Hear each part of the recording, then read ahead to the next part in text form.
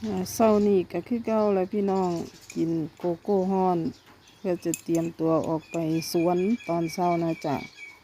วันนี้ก็มีเก็บบักเขือแน่นะจ๊ะพอได้เล่มอยู่บ่หลายดอก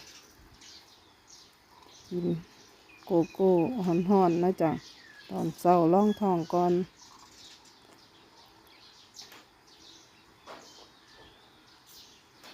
ฮ้อนก็ฮ้อนอีหลีเด้พี่น้อง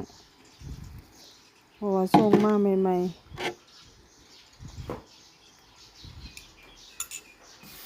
พาไปจ้ะพร้อมแล้วออกเดินทางได้เนาะจ้ะ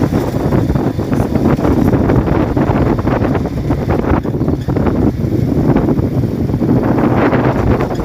สวนเลยจ้า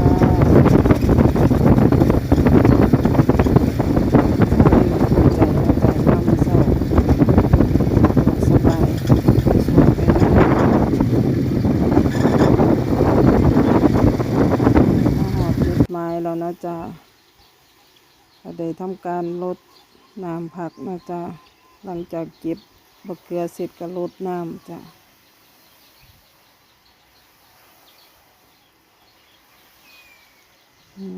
รดน้ำเสร็จแล้วก็ปล่อย